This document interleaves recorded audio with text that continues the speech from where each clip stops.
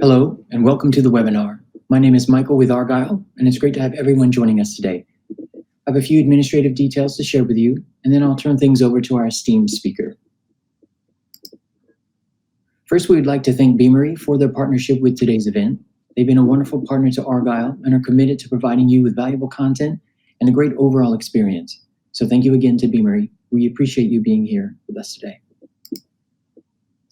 We welcome you to stay socially connected during today's event. For those of you who are active tweeters, please follow us on Twitter at Argyle Exec Forum, and be sure to follow Argyle on LinkedIn for special announcements. I also want to take a moment to touch on our content neutrality policy, which we've curated based on the feedback we've received over the years from our members. We work closely with our speaking faculty to ensure that you receive a set of balanced and neutral viewpoints during the session today, and we appreciate our members' support of this policy. Finally, and most importantly, we want to hear from you. So please submit all questions that come up during today's event into the chat section of the interface. Following the discussion, we've set aside time for our speakers to weigh in on your questions. And now, without further delay, I'd like to introduce our speaker, Andrew Keating, Vice President of Product Marketing with Beamery. We're pleased to have Andrew here with us today for the webinar, What is Your Talent Strategy for the Year Ahead? Andrew, thank you so much for being here today. Welcome, and over to you. Thanks so much, Michael, and thank you to the Argyle team. Been great working with you putting together today's presentation. Thanks everybody for joining. Got a lot of content to cover, so I want to get right into it, but just want to echo what Michael said. Please do put in your questions, comments as we go through in the chat. We'll try to address as many of them as we can. We've set aside some time at the end. If there's anything we don't get to, glad to follow up afterwards offline, of course. So in thinking about, setting a talent strategy for the year ahead, I want to start by sharing a bit about the macroeconomic landscape, the talent economy landscape. This will probably be familiar to all of you. This is the world that we're living in. But do want to set the scene with that. And then I want to talk a bit about skills and how critical they are to building a strategy of resilience for talent. Getting there with skills is tough. And so I'm going to try to unpack that a little bit and show you how you can really achieve talent resilience in your strategy with a skills-based approach. I'm going to talk a little bit about how you measure the impact of that work. And then, of course, summarize and wrap up in about 45 minutes or so that we have some time to go into your questions and comments. So to start with a bit of scene setting, it's never easy to predict economic scenarios. It seems like the last few years, the world absorbing the COVID pandemic shocks, that has made it even more difficult. There's a quote that I remember from my days back in school from a famous economist who said, the only function of economic forecasting is to make astrology look respectable. I'm going to take a stab at trying to forecast or predict a little bit, or at least give you my take on things that I've read about the global economic landscape. Hopefully it will make sense and resonate with you. There's a lot of uncertainty and unpredictability, and the regional differences that we're seeing are exacerbating that level of uncertainty. There are contrary indicators. So if you were reading the news this week, just a day or so ago, the US inflation numbers looked kind of good, but not quite good enough. And then we have a consumer spending number in the US today that was actually pretty good. So it makes people question it makes us feel a little bit uncertain still, even when we're getting data about the economy. And then we're seeing these regional differences, right? The US economy seems to not be in a recession right now. The UK economy is really struggling. Europe is somewhere in between those two.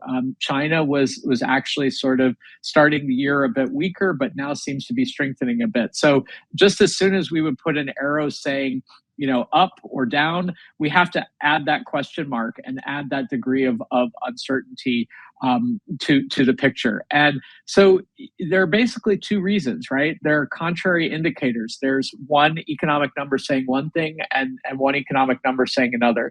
And then there are these regional discrepancies. And all that combines to make it really hard to predict what kind of year it's going to be in the macro economy. There was a report from McKinsey recently that called 2023 a testing year. And they said that the macro scenario range will either widen or narrow, which is not super helpful, but the rest of their analysis certainly was. They looked at, potentially as many as 9 different scenarios for the global economy in 2023. They call it a 3x3 world in terms of the range of different scenarios, and that makes it really, really hard to predict. So we're living in this climate, even though we've mostly recovered from the COVID dip. We're living in this economic climate of real uncertainty, and that makes it very challenging for all of us to build our strategies and to make our business plans and to understand how the macro economy is going to impact our organizations. And so, what does this mean for talent? Well, the COVID period, and I'm sure everybody's pretty familiar with this statistic. The U.S. economy lost 21 million jobs. It was second only. And this was adjusted for population, but it was second only to the Great Depression in terms of jobs lost, and it happened very quickly. The good news is we've now gotten to the point several years later where those lost jobs have been wholly recovered. But to paraphrase Charles Dickens in The Tale of Two Cities, it's a tale of two talent economies. In that there's some really, really striking contrasts that we see in the talent world these days. Some of these headlines, right? Layoffs for January, so just last month, were the highest for a month in the last 14 years. And yet a week or so ago, the US unemployment rate remains at a 50-year low. Like, how do we make sense of that? Those are two very contrary indicators. There's also about 2 jobs for everyone looking for work in the United States. So when we think about, what's next for the U.S. labor market, what's happening to talent in the U.S., we're seeing fewer people enter the workforce than expected. And so how do we adapt our strategies to that? There are a few reasons for this. The U.S. population is aging quickly. There's also a lasting kind of jobs and skills mismatch that has come out of the pandemic. And there's also a sense of workers reevaluating what they want from a job. And this is something that really resonated with me as I was thinking about it, because, I have peers and colleagues and friends and family members that are experiencing that as part of their, just lived experience, to say, do I want to change careers? Maybe do I want to retire early or scale back how much I'm working or spend more time with my family or learn some new skill and shift my career entirely? So on a very human level, that resonated with me. And, going to another McKinsey report, they stated with some of these factors of the US labor market that these are structural issues and that none of these are going to be easily or quickly resolved. But they made the point that they are knowable and that business leaders can change their approach to the talent equation with these variables in play. So unlike the uncertainty that we see with the macroeconomy overall and not being able to really get a read yet on recession or not recession, we do kind of have a sense of what's happening in the labor market. It may not be similar to what we've seen previously. It may be this kind of tale of two talent economies where some organizations are going through layoffs while at the same time finding it hard to get talent in other areas. That may be something unusual or seemingly contradictory for us, but these are things that we can wrap our heads around and that we can build our talent strategies around. The bottom line is that these structural shifts in the labor market that started with the COVID period are here to stay, and we need to build strategies around them. Gartner, in one of their recent reports, said that by 2025, labor volatility, as they called it, will cause 40% of organizations to report a material business loss. So that actually means a hit in terms of top line revenue.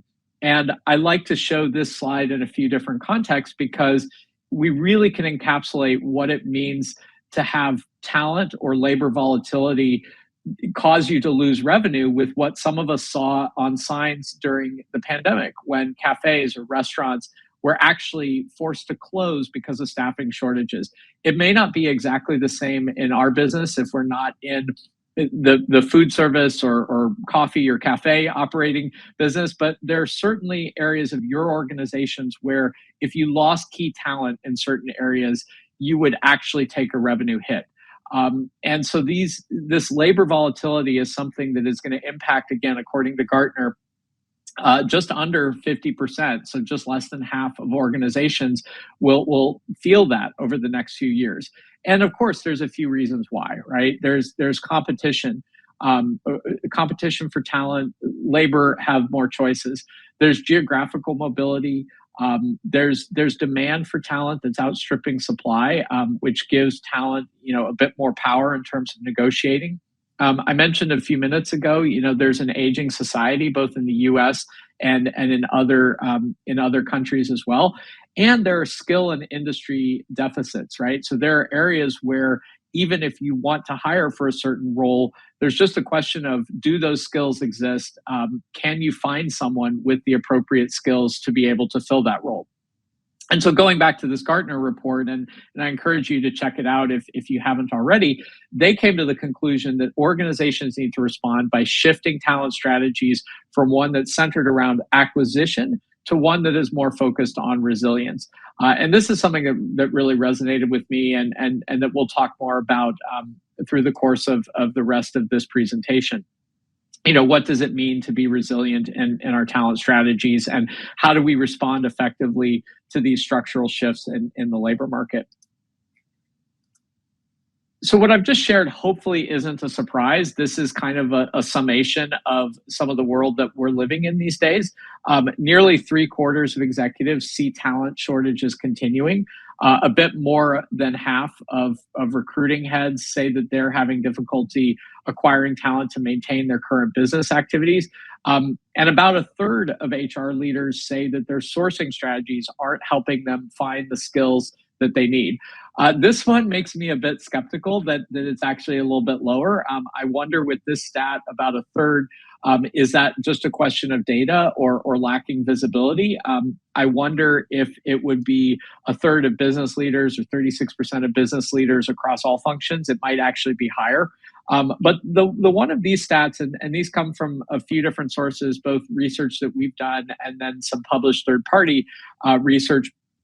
The 88% statistic, so that's nearly 9 out of 10, this comes from a Harvard Business School report a few years back, said that they were filtering out candidates based on job description, and thus were missing out on highly skilled candidates. And that's a real whopper to me when you think about the world that we're in today, where we have these skill shortages, where it's hard to compete for talent.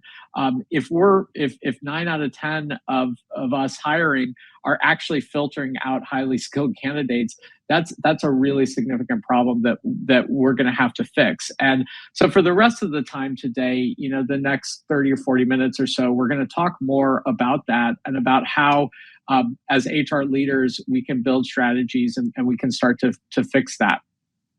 At this point, I'd love to mix things up a little bit and get your perspectives and your opinions about, which of the following are some of the biggest talent challenges you're facing this year. So we've got a poll up. Would encourage you to pick one of those. Now, we weren't able to have a fill-in option. So if you don't see one of yours that is actually more significant to you, definitely put that in the chat. Would love the feedback on this.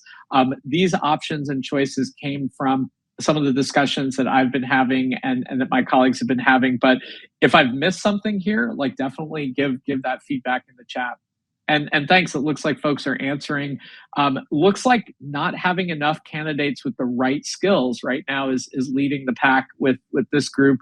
Almost 60%, maybe 2/3 of you are saying that you're not having enough candidates with the right skills.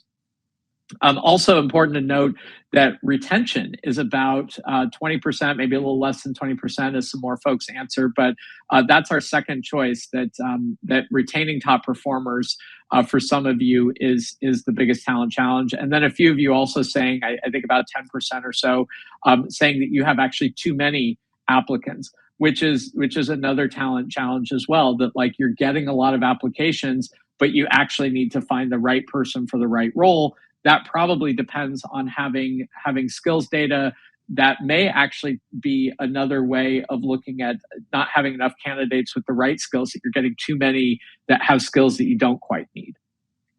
So thanks so much for your perspectives. Again, if there's additional commentary, I would encourage you to put that in the chat with these choices. So I think the common thread with all of these talent challenges is that they do come back to questions about skill and job-based views. And the reality is that, if we think about the iceberg metaphor or analogy, which is used in a bunch of different contexts, right? There are some parts visible above the water in an iceberg, and then there's much more that's beneath the surface. That's different aspects that are not readily apparent. And if we apply that to talent, we think about the job title being the part above the surface. That's visible everywhere. That's visible in our HCM systems. That's visible in, my resume, my LinkedIn profile. Then the skills are the part beneath the surface. And these encompass, different aspects, right? It's not only the inventory of skills for a current job, like what I'm doing today, but it's also those from my previous roles, right? Skills that I've used a few years back, but may not be using day to day in my current role, but I acquired them 3, 4, 5 years ago. There's also skills from other work. If I do volunteer efforts, if I do things outside of my 9-to-5 job, I'm probably acquiring some skills there. And then for people who are earlier in their career, that might be skills from clubs or activities that they did at school, or things that they did in their family, or like I said, through volunteer work. So perhaps the furthest below the surface in this model are the skills that I'm interested in or that I want to learn. So the things that I'm thinking about that I'm not going to put on my resume that I have already because I've not acquired it, but I'm interested in it. And if we pause and think about that for just a minute, the things that your talent could be most passionate about are the ones that are actually buried the deepest and are the furthest from view. And that's a real struggle for us, because as a business leader, as an HR leader, you kind of want to know the areas where your people are already activated or already thinking about skills that they might want to acquire. So the skills that could be the real critical piece to keeping your employees engaged are the ones that are the most submerged and the furthest from view. And if we think about this model of an iceberg and just taking in a full picture, we actually want to have everything all together, right? We want to be able to say, this is a job title, this is what that conveys, these are the skills of my current job, but then what's the whole other submerged part of the skills story for myself as talent for an organization? Some of what compounds this challenge of ensuring that we have visibility into all these skills is that we still use a linear process that's organized around requisition to fill jobs. It's very industrial. It's similar to an assembly line. It's assuming that if we optimize the process here, if we do things to improve each aspect in the production line, we will ultimately fill role faster, and we will ultimately have the right talent with the right skills. And of course, this starts to break down for many different reasons. Most notably, this approach simply can't be optimized to be as fast as we need it to be, and it can't be optimized to really include all the data that we were talking about just a few minutes ago, in terms of all that skills data, the interest, the intention, the areas that your talent are really thinking about. None of that is reflected here, no matter what tools or technology we might employ to optimize different parts of the process of filling jobs. And since the future of work needs to be skills-based, the question then becomes, how do we start to tackle these problems? And many organizations, maybe your organizations, have already been implementing various aspects of skills technology, and it has turned out to be quite challenging, is what we hear. The skills themselves are constantly changing and evolving. And one thing I like to think about here is, even just in the matter of the past few months, if you've heard anything about ChatGPT and generative AI and using AI to be able to, generate text and the different applications for that in business and the different pros and cons associated with that. That's a very trendy topic at the moment in the world of tech. But literally 3 months ago, 6 months ago, a year ago, would that have even been a skill that any of us would have been thinking about? Like we've learned that in the past few months. This is the fastest bit of technology to achieve 100 million users, which it did in a matter of weeks. There's tremendous potential use cases there, but there's also some cautions and some challenges with that. But if you were thinking about that as a skill that you want to look for in your talent pool, that skill literally didn't exist 3 months ago or 6 months ago. Or if it did exist, it was a highly technical skill that was associated with machine learning practitioners or technical roles for people who were building that AI that were really in the tech landscape. You weren't thinking about that as a skill that you might want someone on your marketing team to be able to have, or someone who's a copywriter to be able to have. So there's this rapid change of skills, this rapid evolution, and that means that the skills themselves are constantly changing and evolving, and that makes it incredibly difficult to keep up with that. There's also a challenge with the proliferation of skills tech itself.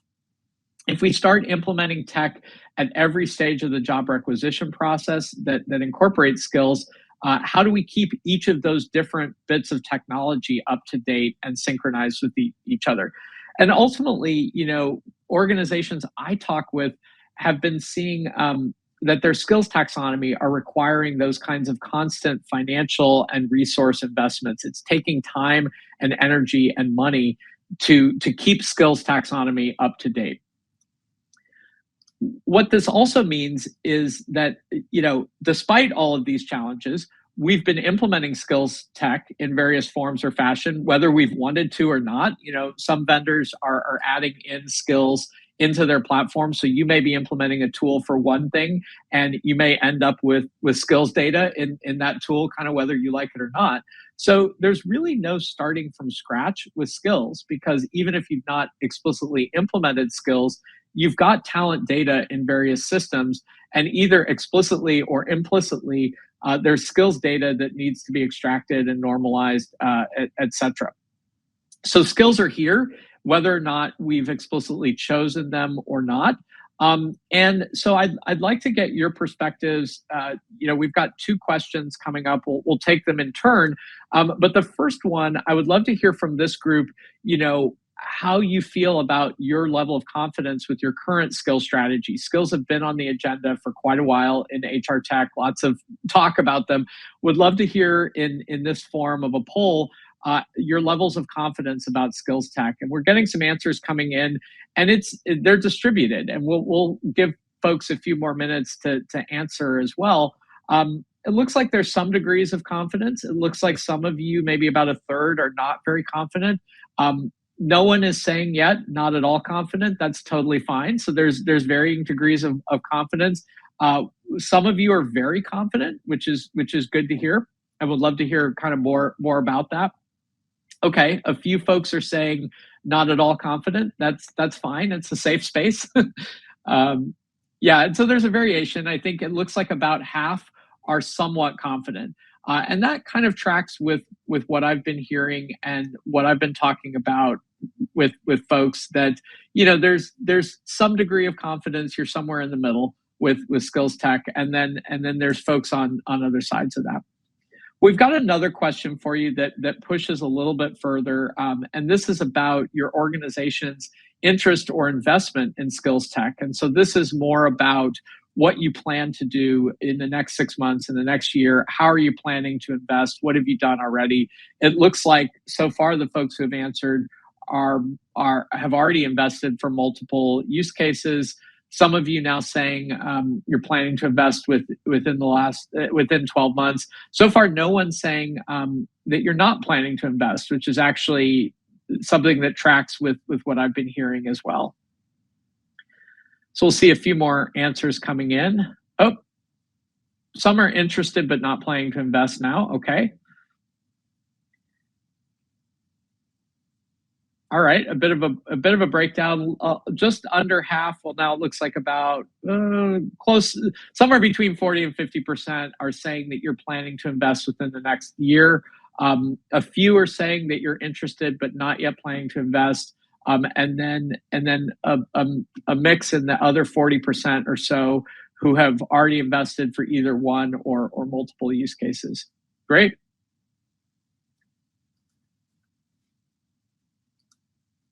All right. Well, if we think about how HR tech has evolved over the past year, and this is an area that's probably very familiar to all of you. There's been an evolution over the past years and decades, really, in terms of moving from on-prem tech to cloud, and then also having a range of point solutions, apps, and tools. Some of these may be the things that you've invested in for those single use cases or multiple use cases around skills. Those tend to be cloud based, they tend to be apps, and they tend to be designed to improve specific, discrete areas.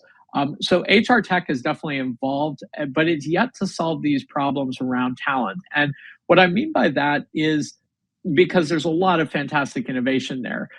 But as on-prem has moved to cloud and to point solutions, we've actually ended up with a large amount of data and systems and integrations that are complicated, they're time-consuming and difficult. So we see this proliferation of innovation. But if you think back to the slide I showed a few minutes ago, you end up having skills data in all these different places and all these different systems, and you end up having to devote resources to maintaining that data, to updating those taxonomies. It ends up being that you don't have a full picture of talent in any one system. You actually are having, some of the folks on your teams or you may be having to log into multiple systems. You may be worrying about whether that data flows between one system to another. So it's actually been a lot of evolution in HR tech, but it hasn't yet solved the talent problem. And so, our view at Beamery and my view is that, you need to have a single unified talent lifecycle. You need to be thinking about that holistic picture of the full talent lifecycle. And what I mean by that is what it takes to bring someone into your organization. So what it takes to attract and engage talent. And then what it takes once they join your organization to achieve internal mobility, to provide ways that people in your organizations can acquire new skills through upskilling and reskilling. They can have career growth opportunities, including to move into different roles or to try things in a gig type environment or a talent marketplace type environment. And then when employees do leave the organization and become alumni, and that might happen for a bunch of different reasons, you actually need a way to keep connected with some of them. There might be some of them that end up becoming rehire, becoming boomerang employees, or even if they're not folks that you would want to rehire in a few years, maybe they've acquired some new skills or done some new things. Even if they're not the people that you would want to rehire, you might actually get referrals from them. You might want to keep them in your talent community to be able to get some more engagement with them. So having a unified, connected talent lifecycle is really critical to doing this. And this is a counterpoint to how HR tech has traditionally approached this, where you've just thrown tech at different parts of the lifecycle and not necessarily had it all integrated or have a common set of data around that. And so what can this do? There's this widening gap between the core traditional HR activities or activities that we've focused on historically and what businesses need to prioritize today. That might be challenging economic headwinds. We've talked a little bit about that, threats to sustainable growth.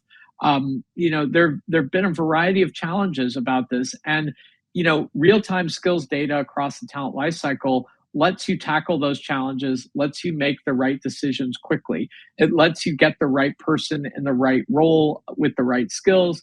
It lets you be able to weather those macroeconomic headwinds and be prepared for different scenarios, be prepared to move quickly, realize the investment of the skills-based approach, and really also kind of achieve new efficiencies and streamlining in your recruitment efforts. Some of that may actually entail being able to spin up or spin down recruitment capacity depending on what the business needs. And some of that may also involve things like setting up profiles for candidates, whether or not there's an open rec or an open job that already exists. So real-time skills data across the talent lifecycle ultimately lets you make the right decisions quickly, and that's more important than ever in the current economic environment and talent economy. I want to talk a little bit about AI and to shift gears with that and kind of talk about how the AI landscape relates back to this story of skills data that we've been talking about. You know, AI is another kind of buzzword. There's been a lot of talk about it recently in HR tech. We could probably spend a whole nother hour or more unpacking that and making sense of it, especially for those of us that are not super technical to understand, you know, not all AIs are created equal and what makes them different and how is one AI better than another AI. It's really important that you consider that around how AI works, how it can help your business, and then how each AI is different from the other, because the term can mean a whole range of different things. If you go back to the iceberg analogy with job titles and skills, you know, the most basic AI is going to treat those as keywords. You're going to be able to match, do keyword match for something like, in this example, you know, sales engineer. An AI could be able to surface at a very basic level, you know, keyword matches for sales or engineer in a job title. And then as you look at more intermediate or advanced AIs, the level of inference expands and compounds for that. So you could actually think about AIs that would match candidates on inferred taxonomy skills. So in this example of a sales engineer, you could find people with both technical sales skills and then mechanical or software engineering skills. And an intermediate AI would be able to do that kind of taxonomy-based inference. A more advanced AI would actually you know, adjust job titles based on skills. So if you were searching for a sales engineer, you might find people with technical sales skills and not mechanical or software engineering skills. What we've done at Beamery and the research that our AI team is doing is actually thinking about how skills would be based on the industry you're hiring for, as well as the candidate's relevant experiences. So we've been thinking about and trying to push the envelope of total context inference to look at candidates based on job title and context adjusted skills. The AI landscape is evolving really, really rapidly. And I think the bottom line with whatever form of AI you're leveraging or thinking about leveraging, and you know, I don't have a poll question for you, but I'm actually curious to know how people are thinking about AI and you know, approaching AI. Probably if I had it to do over again, I would have included an AI question about that. But as you start to think about AI, you really need to realize that the AI is only as good as the data that is going to be presented to it and the models that it's trained on. And the AI really requires you to have this integrated data environment where you're bringing together skills data with the job title data across the entire talent lifecycle. And so as we start to think about, you know, what a journey to a skills first approach looks like, I think going back to our poll questions, I think this group has already been engaging and thinking about skills. So you may not be in the early days category. For those who are, you know, early days really means something like you're dipping the toe in the pond of the skills first approach. You may not be fully convinced that that's the approach to take. You may not have made many attempts, or you may be, you know, thinking about you're not able to invest in it, or it's too daunting or too challenging.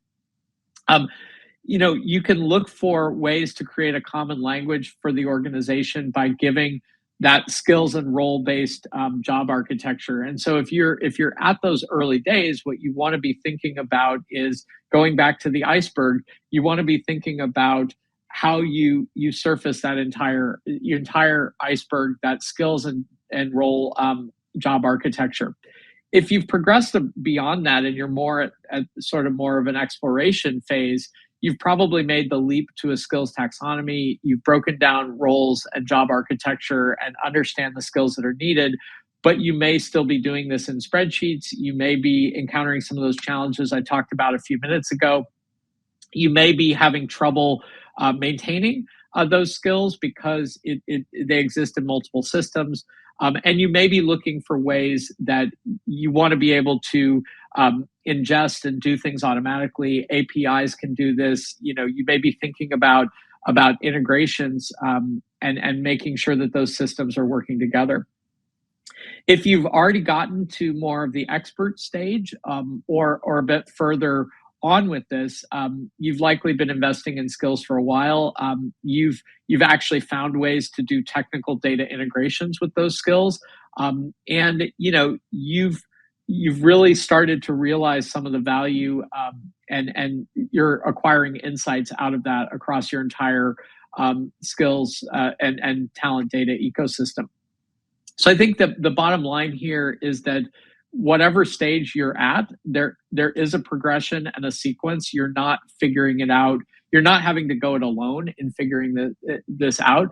The technology ecosystem is evolving to the point where you're able to bring together and rely upon technology partners to integrate with each other, have open APIs, and be able to kind of bring that data together, data on skills from different systems, brought together with your job hierarchies, and having that kind of common taxonomy that is real-time updated, and things like that.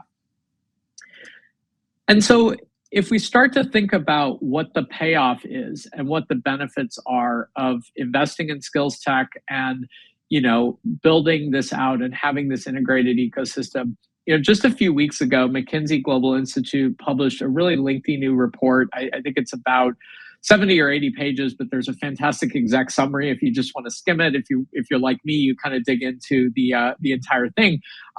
This report's called "Performance Through People: Transforming Human Capital into a Competitive Advantage."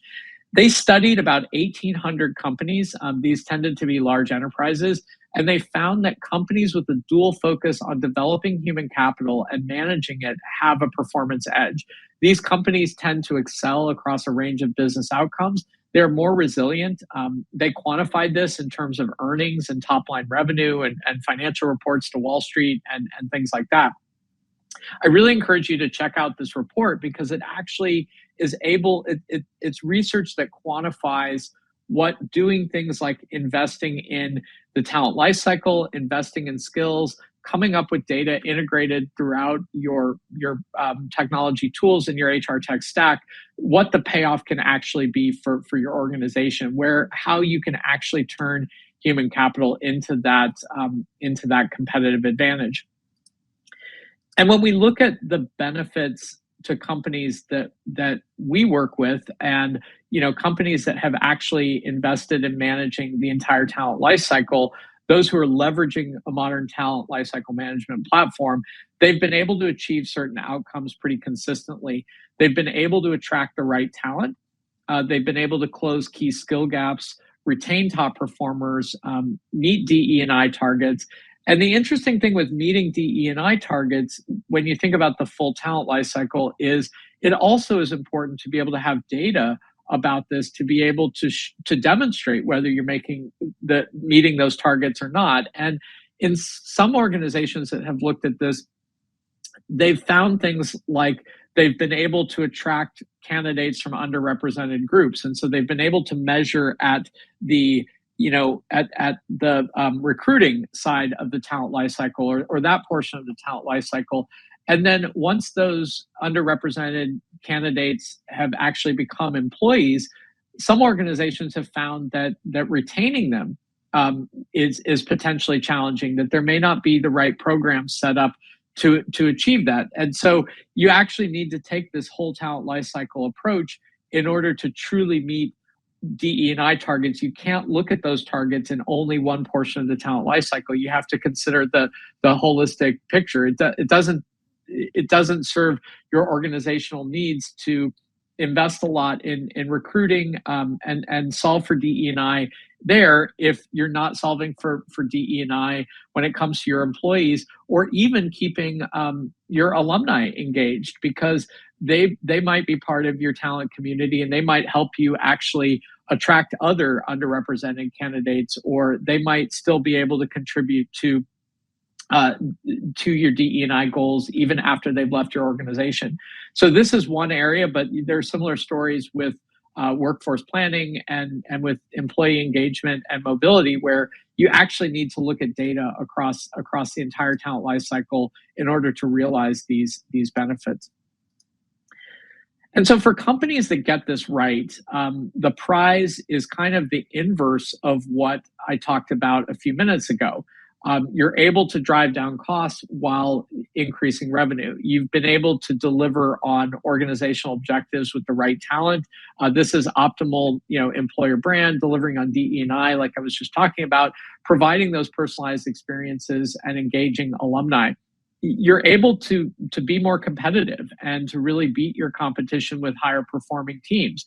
That includes things like improved diversity and retaining top talent, as well as having a culture of collaboration on talent decisions. You've been able to sort of improve responsiveness to capitalize on opportunities. You've got an employer brand that reduces recruiting costs by powering a flywheel of recruiting. And you've really overall lowered recruiting costs from having proactive talent management. Now, all of this sounds really good, hopefully.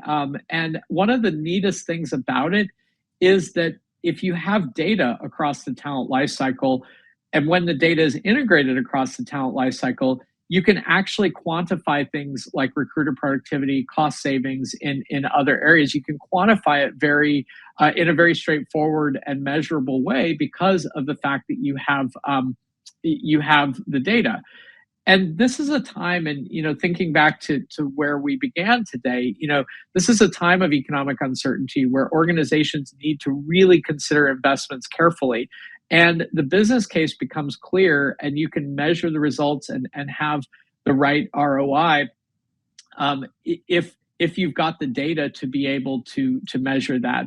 And so these are some of the companies that we work with and some of the results that they've seen. But I think that really the overall point is, in this economic climate, you actually need to be able to be sure that you've got data to be able to present the right business case internally, to be able to demonstrate the results and the ROI from investing in the talent lifecycle. So as we start to wrap up, and I think we'll have some time for some Q&A. So there's some additional questions.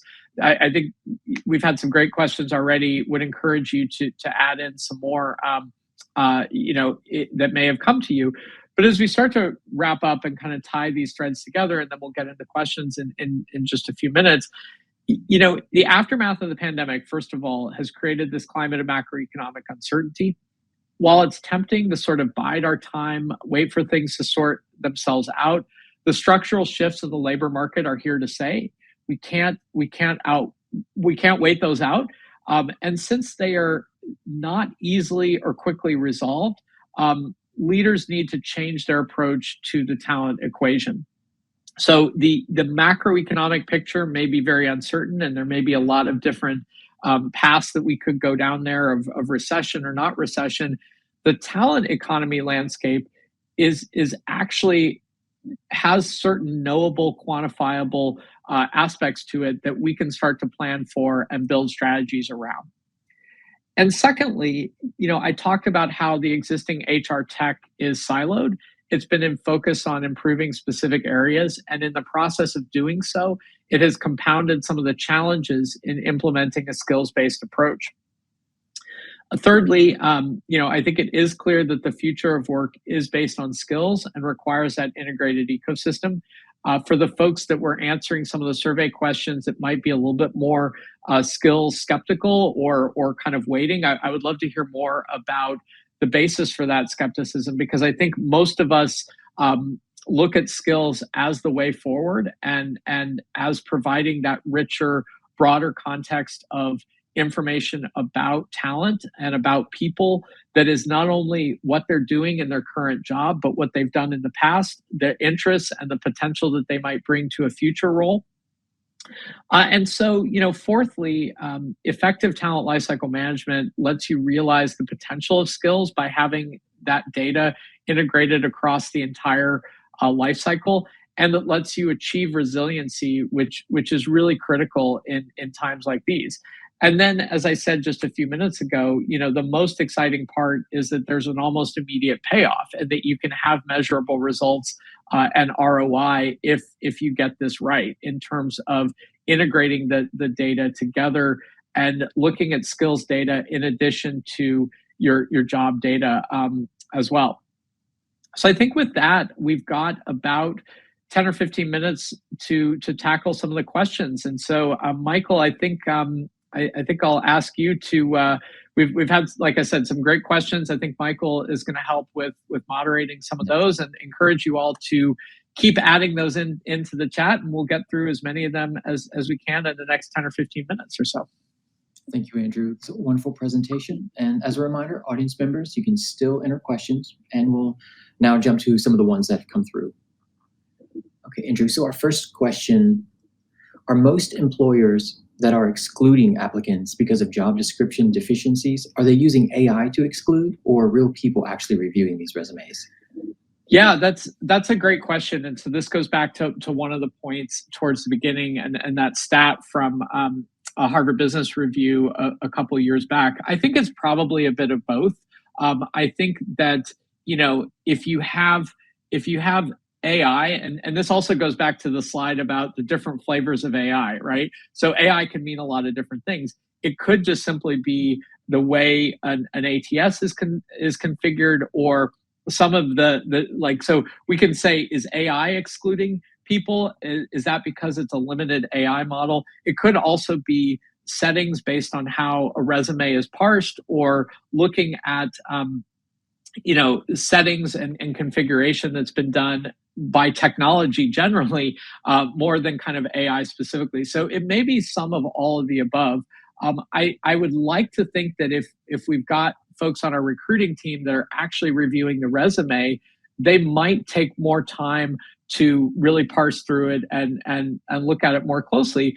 But if we think about that scenario and we put ourselves in their shoes, well, a resume isn't always going to have all of the skills data that we might need, right? The resume is only as good as the person who's created the resume, and we're not necessarily getting the information that might even be in, like, let's say, a LinkedIn profile, where there's actually a bit more skills data, or other kind of social profiles, or website portfolio type profiles. We're not really looking at a whole picture of a candidate, even if it's a human looking at that resume, because we don't have the full context of the skills and information. And then, even if it is a person, a human, a sourcer, recruiter that's looking through that resume, they don't have a lot of time. They're probably looking through, dozens or hundreds of resumes given an individual rec. So the coming back to the question, I think it's probably all of the above, that those job description and job title deficiencies, it might be partially tech that is being used, whether that's AI or other aspects of technology that are tossing out some of those candidates. It might also be limitations that humans have in terms of not having all the data close at hand. And so you really need to think about how are profiles enriched, not relying on resumes alone. And then really this comes into how to leverage AI, dare I say intelligently, how to leverage AI in such a way that it furthers your business outcomes, because AI has a lot of potential to do things like inferring skills, or bringing together and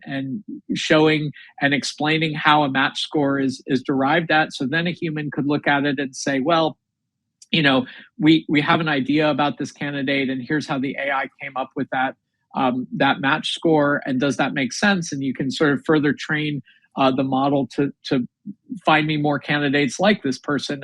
So I think there's a few different flavors to that question, and a very good one. But I think it's a lot to unpack, and it's not just as simple as like either saying, well, the recruiters are really busy, and so that's why, or the AI is not good, and that's why. I think it's a multifaceted story.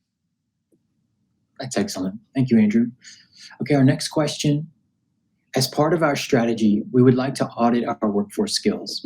How do we identify skill gaps in our company? And do you think AI can help in lowering our bias when assessing our workforce skills?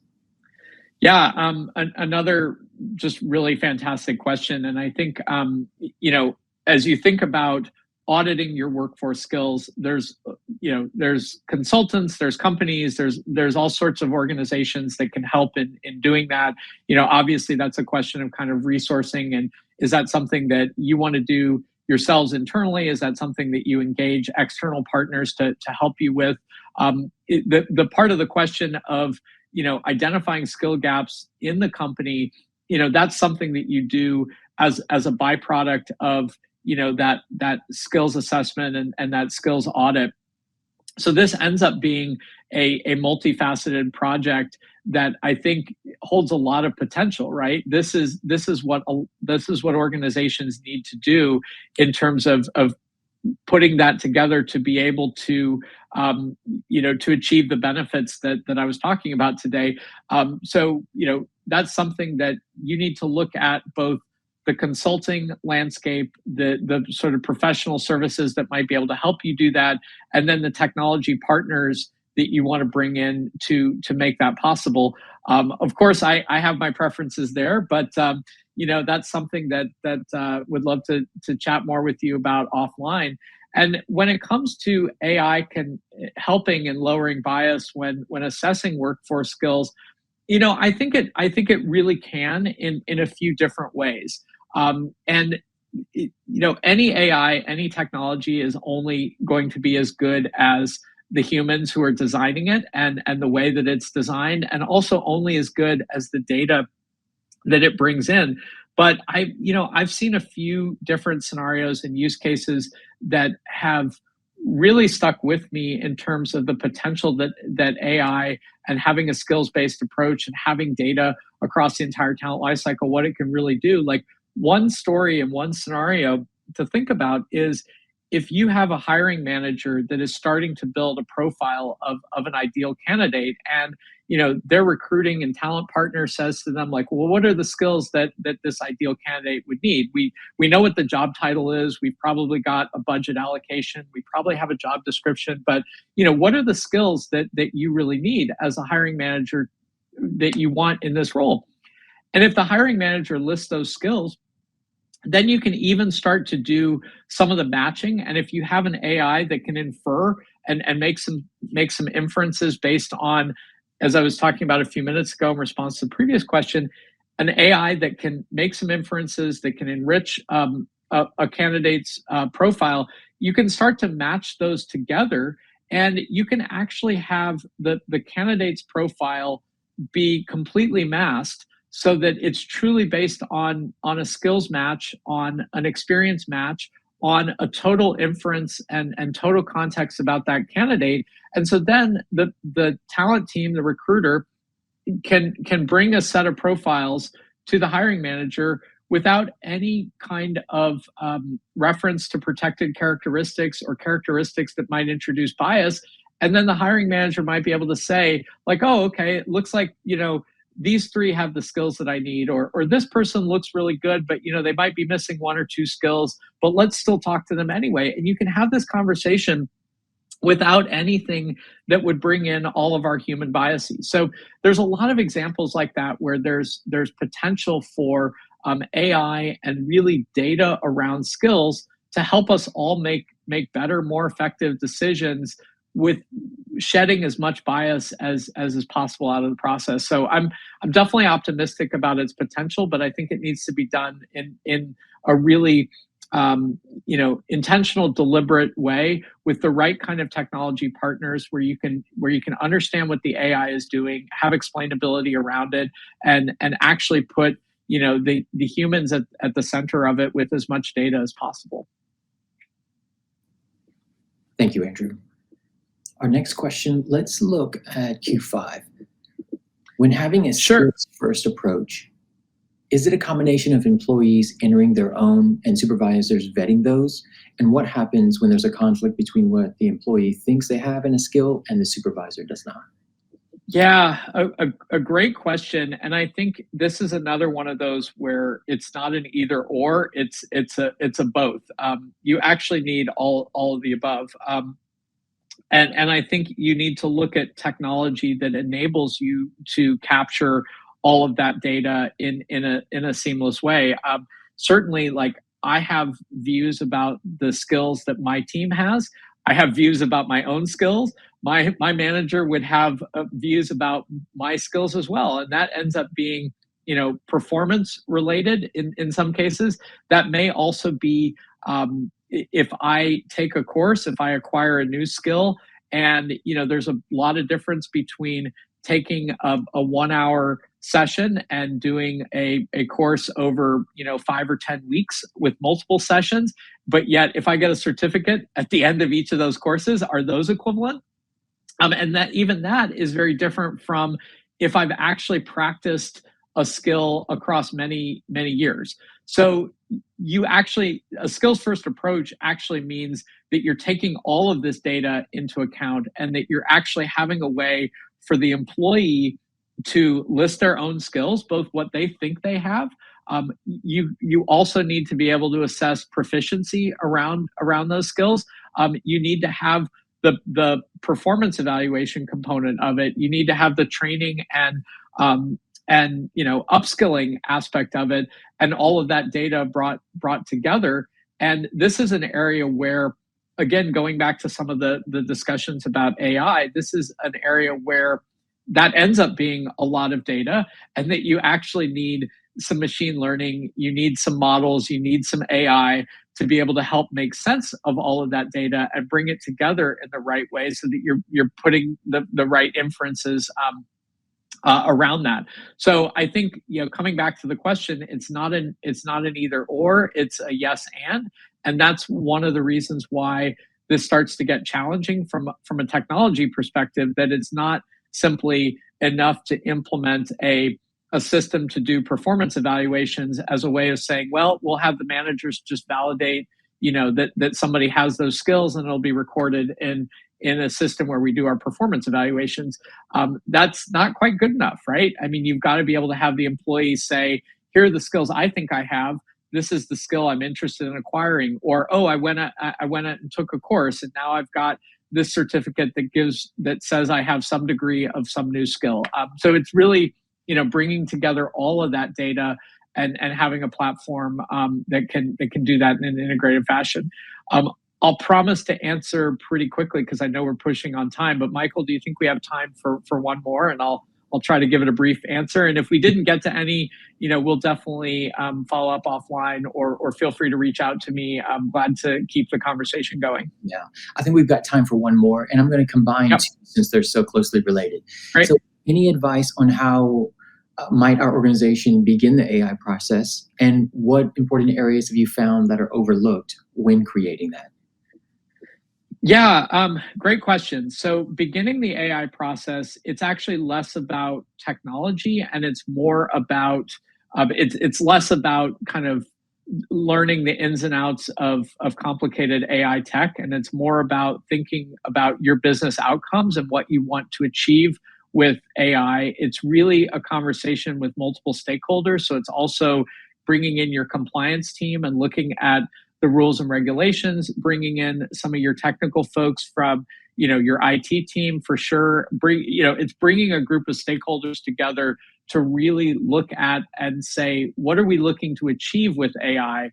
And then the AI and the technology become, the tools and the means that you do that. And so pulling together essentially your business case with a group of different stakeholders together is how you'd approach it. And then once you've done that, Then you start to look at the technology partners that are out there, and you find, who's going to best match from a compliance perspective, from the business outcomes that you're looking to achieve, and really making sure that the AI is explainable is a really key critical component that oftentimes gets overlooked.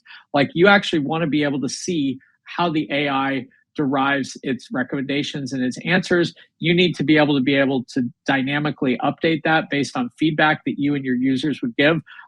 So looking at some of those components and essentially building the business case and your requirements, you want to start there. And then you can look externally at the technology partners that would be there to support what you need. Andrew, thank you so much. This was a wonderful session. Really appreciate that. Well, that's all the time we have, and this concludes today's webinar. I want to thank everyone for joining us today for this fantastic virtual event, and thank you again to our partner, Beamery, and enjoy the rest of your day. Andrew, thank you so much. Thank you.